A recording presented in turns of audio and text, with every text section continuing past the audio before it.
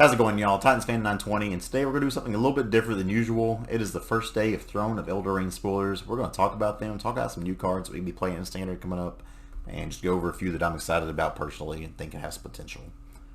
First card we're going to talk about is the Circle of Loyalty. This is 4 and 2 white, and it's a mouthful, so just brace yourself. Legendary artifact. This spell costs 1 last to cast for each knight you control.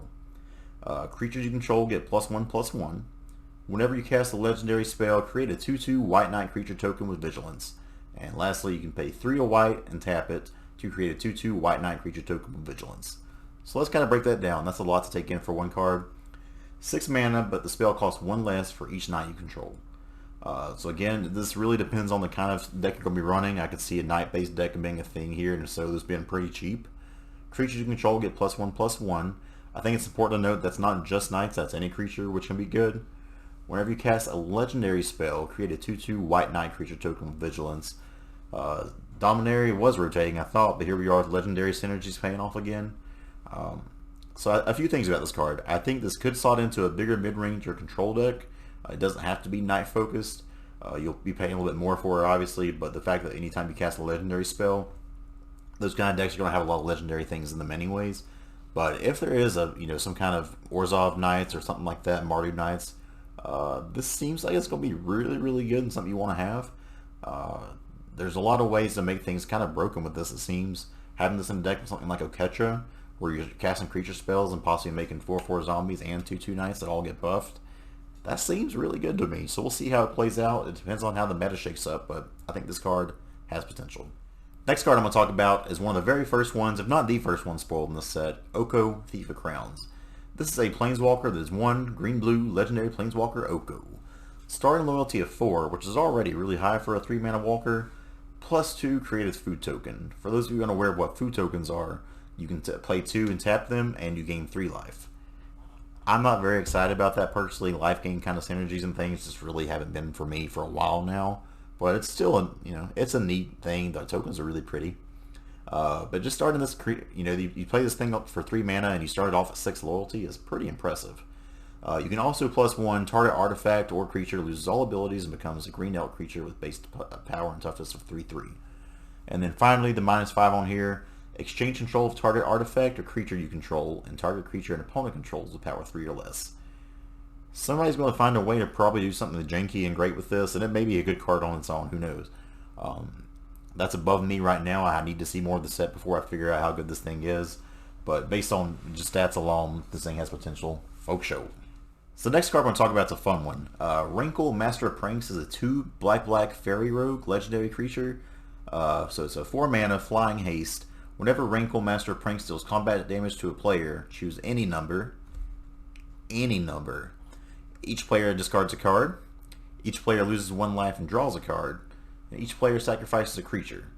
The fact that you get to choose any of these makes this thing pretty disgusting in my opinion.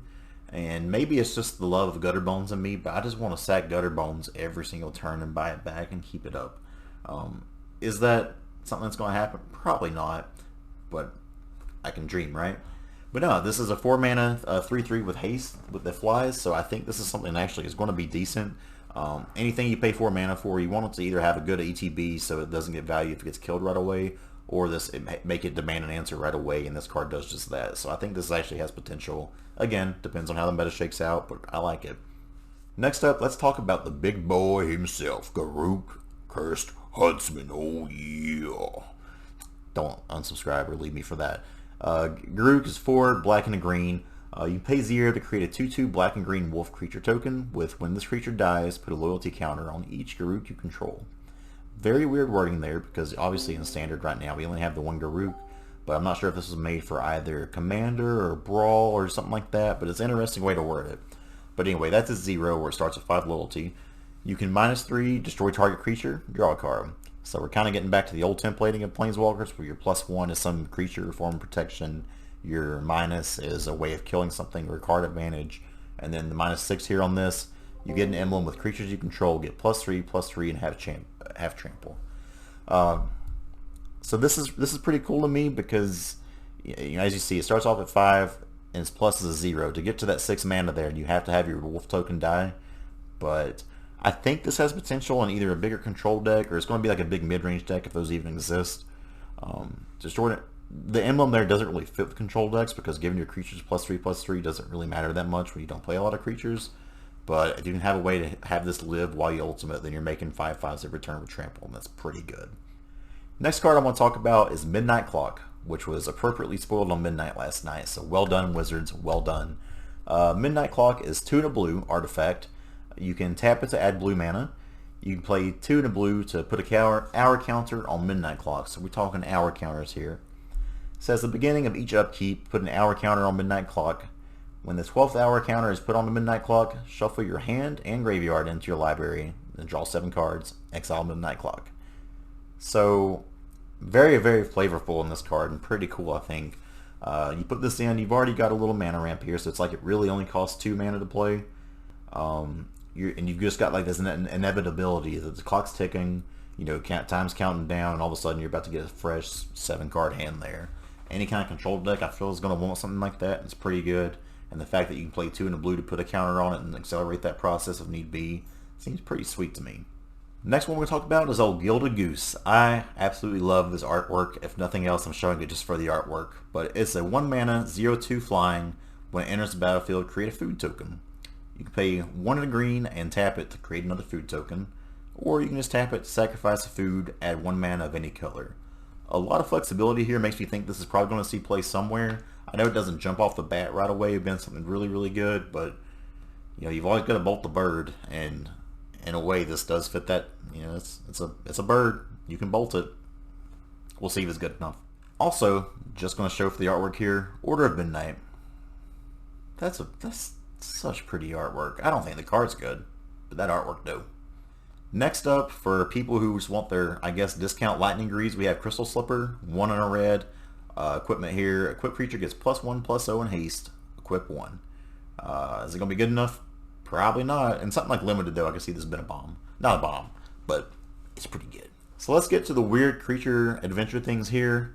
I'm not sure what we're calling these cards. They're kind of like split cards in a way. We have Lovestruck Beast, which is a 2 and a green, 5/5. Lovestruck Beast can't attack unless you control a 1/1 creature. That's a problem. However, if you play a sorcery adventure that's attached to it called Heart's Desire, you pay a single green and create a 1/1 white human creature token. So the way these adventures work is you can play the sorcery part or the creature part. If you play the sorcery, you exile the creature card, you know, or the card itself, and then later on you can cast the creature whenever you'd like to, or you can just play the creature cost instead, and you can't use the sorcery anymore. It's done so. But I think it's a pretty cool design, especially with this one. You know, turn 1 you just pay the green to make a 1/1 token. And then turn 3 comes around, you can play this Lovestruck Beast, and he's ready to go attacking because he got that 1/1. Cool design. I think these are weird looking, but I think it's actually a lot easier to read than I was expecting it to be. So I'm a fan of it. I know a lot of people won't like it, but I actually really enjoy it. Next up, one that I don't know if it's quite good enough for standard, but I feel like this will make waves in other kind of decks, especially EDH, is Skirmish Conrad the Grim. This is 3 and 2 black, legendary creature, human knight. So we got another knight creature here. Whenever another creature dies, or a creature card is put into a graveyard from anywhere other than the battlefield, or a creature leaves your graveyard, Skirmish Conrad the Grim deals 1 damage to each opponent. You can also play 1 at a black. Each player puts the top card of their library into their graveyard. So basically, if anything gets in that library, if anything leaves that library, Skir's slapping them. This is the grumpy old neighbor who doesn't want you on his lawn, but if you happen to enter, he's going to yell at you and just not let you leave until he's gave you that business. So Skirmish Conrad, I don't think it's going to be good enough for standard, but it's a pretty cool card nonetheless. Next up, talk about flavor here. Flaxen Intruder. This is another one of the split kind of cards here. The creature part of it is Flaxen Intruder, which is a single green mana for a 1/2 creature that's a human berserker. Whenever Flaxen Intruder deals combat damage to a player, you may sacrifice it. When you do, destroy target artifact or enchantment. The sorcery adventure we have here is Welcome Home. It's 5, 2 greens, 7 mana here, so complete inverse of the other one. Create 3 2/2 green bear creature tokens. So Goldilocks herself has made it onto a magic card. Well done, Wizards. Well done, Flavor Gods here. Beautiful, beautiful stuff. Don't think this card's good enough for standard, except for as a sideboard option seems really good. But I love the design on this. I'm really curious to see where they go with it. Getting towards the end here, we have Witching Well, which is a single blue for an artifact that whenever it enters the battlefield, scry 2. Later on, you can play 3 in a blue to sacrifice it and draw 2 cards. Kind of suspendish in a way, like, you know, you pay the single blue there to scry, kind of get your draw set up for the turn. Then later on, when you're ready to pay that 4 and draw 2 at any time, seems pretty good. I actually expect this to see standard play. Seems like a solid card. One that I think will depend on if Knights are actually good enough or not here is Wintermoor Commander. White-black for a Death Touch Human Knight. 2 power. Toughness depends on the number of Knights you control. Whenever Wintermoor Commander attacks, another target Knight you control gains indestructible in a turn. Odd timing that they're pushing the Knights so far, since we had Knight of Malice, we had Knight of Grace, we had History of Benalia, we had a lot of good Knights in the Dominaria set, but this one seems to be bringing the heat too, so maybe they'll be pushed enough to be a thing this time. I think this card here, success depends on if that's a thing, but if Knights exist, this card will be in the deck. Lastly, to get down to the last 2 cards I want to talk about are 2 lands here. We have Tournament Grounds first off. It's a land that you can tap to add a colorless, or you can tap to add a red, white, or black mana, and you can spend this mana only to cast a Knight or Equipment spell. I'm telling you, man, they're pushing these Knights. If just having 3 colors come in untapped like that for Knights is really, really good. I think this card's probably going to see play if Knights exist. And lastly, Witch's Cottage. I don't think this card itself is very good, but I'm curious to see what this cycle looks like. You can tap it to add a black. Witch's Cottage enters the battlefield tapped unless you control 3 or more swamps. When Witch's Cottage enters the battlefield untapped, you may put a target creature card from your graveyard on top of your library. So, interesting to see how this kind of card works. Unless you're playing a mono black deck, I don't think you want this card, but I'm curious to see how the cycle works with the rest of the cards there. But that's all we got. We'll probably do a little bit more looking into some spoilers when they come out as the set comes along. Again, this is something I don't usually do, but I'm really excited for this set and excited about the change that's going to come to standard here. So hopefully you guys join me in that. If you're new, subscribe, stay here a while. You know, I really appreciate all the people who supported me this whole time. Just ready to get into some standard. I'm going to buy my 50 packs of Throne of Eldraine after this video, and I'm looking forward to some standard. So let's get it. Let's go. Hope you guys are excited for some spoilers like I am. Thanks for watching. We'll see you next time.